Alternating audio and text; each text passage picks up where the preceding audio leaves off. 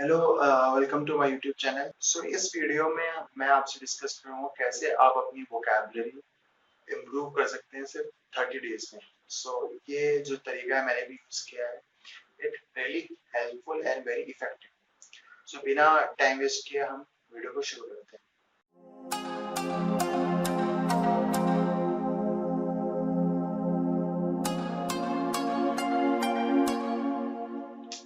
Okay, so first of all जो vocabulary आप अपना जो नॉर्मली हम डे टू डे लाइफ में इंग्लिश में यूज कर सकते हैं, इट्स अ वेरी जनरल, बहुत ही आम वोकैबुलरी है, या फिर अब ना के बराबर हम वोकैबुलरी इस्तेमाल करते हैं इंग्लिश में। So it really needs to हमारे लिए कि हम अपनी वोकैबुलरी पे काम करें और उसको इम्प्रूव करें। तो जो वोकैबुलरी है, बहुत सारे जो इंग्लिश एग्जाम्स होते हैं, आईएलटीएस होते हैं, टोफल्स होते हैं, और जो भी बाकी इंटरनेशनल इंग्लिश एग्जाम्स होते हैं उसमें बहुत ही रियली हेल्पफुल। और यहाँ तक कि कैट जो एग्जाम होता है, common admission test for IIMs, और जितने भी आईएम्स इंस्टीट्यूट्स होते हैं उसमें एक पर्टिकुलर इंग्लिश सेक्शन आता है, उसको आपको सॉल्व करना पड़ता है। तो इसमें वोकैबुलरी का बहुत ही इफेक्टिव एंड बहुत ही इंपॉर्टेंट यूज होता है।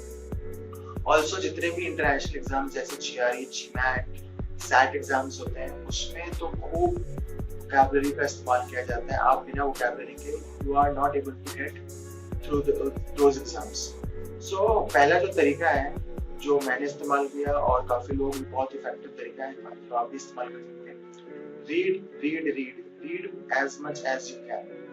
रीडिंग का मतलब क्या है कि जितने भी अगर आप एग्जाम प्रिपेयर कर रहे हैं तो आपको पढ़ना पड़ता है। जैसे आप कैट एग्जाम की प्रिपरेशन कर रहे हैं तो आपको कैट के जो रीडिंग कॉम्प्रिहेंशन होते हैं, सेंटेंस को फॉर्म करना होता है, सेंटेंस में लफ्ज होते हैं, उसको आप प्रैक्टिस करते हैं। तो उसमें काफी वर्ड्स होते हैं जिसका मतलब आपको नहीं पता।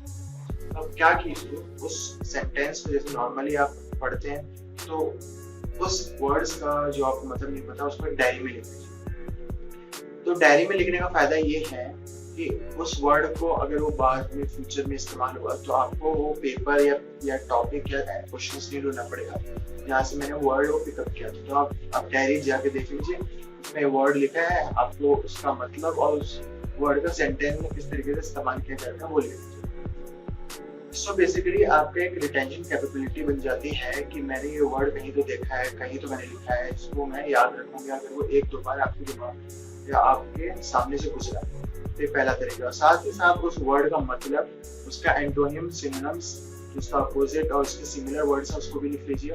और साथ ही साथ वो वर्ड का इन सेंटेंस में यूज करना भी लिख लीजिए। ये पहला तरीका बहुत इफेक्टिव है, डू दिस। एंड सेकंड तरीका है, जो वर्ड को आपको याद करना पड़ेगा तो वो उसके रूट वर्ड से याद करना पड़ेगा। What do you mean by root word? Root word जैसे कि मंडे, ट्यूसडे, वेडनेसडे होता है तो उसमें हमारा जो रूट वर्ड है डे, DAY। तो डे एक रूट वर्ड है तो हमें पता चल जाएगा कि मंडे क्या है, एक दिन का नाम है, सोमवार। Tuesday, Thursday, Friday, Saturday. और साथ ही साथ अगर हम देखें जैसे कि मीजोगेमिस, मीजो एंथ्रो, जो ये होते हैं, मीजो मतलब होता है हेट, नफरत करना। तो जहाँ जहाँ पे वर्ड मीजो है आपको पता चल जाएगा वो मीजो का मतलब हेट होता है। फिल मतलब होता है लव, तो फिलैंथ्रोपी जो वर्ड्स होते हैं, मतलब फिल मतलब love humankind, miso means hate, तो मीजो एंथ्रोपी मतलब हेट ह्यूमन काइंड। तो मीजो या फिल या फिर डिफरेंट जो रूट्स वर्ड्स हैं उनके थ्रू आप ये याद कर सकते हैं। अगर आप यहाँ तक वीडियो देख रहे हैं तो मैं आपको एक चीज बताऊँ, मैं आपको एक बहुत ही बेस्ट चीज रिकमेंड करूंगा जिससे आप अपना जो वोकैबुलरी है वो इम्प्रूव कर सकते हैं थ्रू रूट वर्ड्स। जो थर्ड तरीका है, बहुत ही इंपॉर्टेंट तरीका है, जो अगर आपने फर्स्ट और सेकंड तरीका अगर हेल्पफुल नहीं हो रहा तो आप थर्ड तरीका जरूर इस्तेमाल कीजिए। इसमें क्या करना है आपको, जो वर्ड्स होते हैं जैसे सैड एक वर्ड है, तो सैड का मतलब क्या होता है, उदास, हैप्पी, खुश। तो सैड के बहुत सारे सिनोनिम्स होते हैं वो लिख लीजिए और उसके एंटोनिम्स लिख लीजिए, राइट। तो ये वर्ड्स अगर आपको कैट या फिर किसी भी एग्जाम में आपने अगर सैड देखा तो आपको पता चल जाएगा इसके antonyms. Okay fine, this are the antonyms and these are सिंटोनिम्स।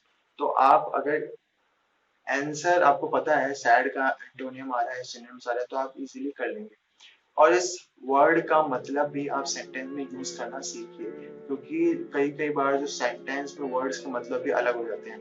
जैसे ग्लूमी, सैड का एक सिनोनिमस होता है ग्लूमी। तो अब ग्लूमी क्या होता है? ग्लूमी तो सैड तो होता है, पर एक होता है ग्लूमी डे, मतलब दिस इज ग्लूमी डे मतलब एक डल डे है। तो इस तरीके से आप एंटोनियम्स और सिनोनिम्स याद कर सकते हैं काफी वर्ड्स के, बहुत ही रियली है। और साथ ही साथ कई बार क्या होता है, हमें वर्ड जैसे डार्क, डार्क एक वर्ड है जिसके एंटोनियम्स अगर लिखे होंगे, सिनोनिम्स लिखे होंगे। डार्क मतलब dark, sometime it will be dark in character and sometime it will be dark in nature, और dark in day, the day is very dark. तो उस तरीके से भी आपको पता चल जाएगा कि वर्ड का कहाँ कहाँ पे किस तरीके से यूज किया जाता है। तो आपको अगर क्वेश्चन में पूछा गया है कि ये फिल्म द ब्लैंक्स में अगर डार्क आएगा तो डार्क का सिनोनिम्स ये है, और ये तो आप उस तरीके से इस्तेमाल कर सकते हैं उस डार्क का, कि आपको याद रहेगा कि मैंने भी ये सेंटेंस में यूज किया था। ओके, फाइनली मैंने पहले भी कहा था कि आपको मैं एक बुक रिकमेंड करूंगा, एक चीज रिकमेंड करूंगा जो आप यूज कर सकते हैं फॉर योर रूट वर्ड, जिसके नाम आप वोकैबुलरी आप रूट वर्ड से यूज कर सकते हैं। This is the book, it is a word power made easy book by Norman Lewis. It is a very great book. I definitely recommend this book. It's approximately I don't know what the page. It's approximately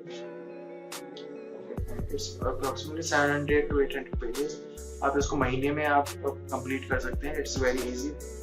कुछ words मैंने इसमें काफी अच्छे words हैं और काफी अच्छे उसके ओरिजिन बता रखे।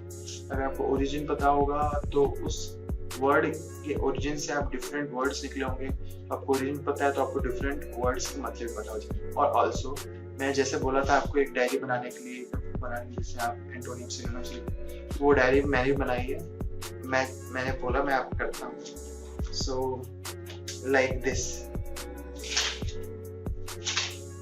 Look at this. मैंने आई डोंट नो दिख रहा है आपको, नहीं दिख रहा, तो मैंने यहाँ पे डायरी बनाई। This diary have approximately around 2000 words. Can you imagine that? 2000 words. It's a very great diary. I can't stay away from this diary. So it has castigate मतलब आपको चिल्लाना, आपको स्कोल्ड करना, उस तरह के वर्ड्स के मैंने इसमें बना रखी है, ग्रुपिंग कर रखी है। और एंटोनिम्स मॉक करना, वेलीफाई करना, डिराइड करना, इम्प्लॉर्ड, ओके, बहुत से अच्छे वर्ड्स हैं। पिटी, epidemic, pandemic, endemic.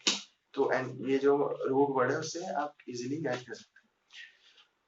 So basically इस वीडियो में बस इतना ही। अगर आपको कोई भी प्रॉब्लम है, कोई भी सजेशन, एडवाइस है, comment down below and gives this video a thumbs up and do subscribe my YouTube channel to get notified for very valuable videos. Bye bye.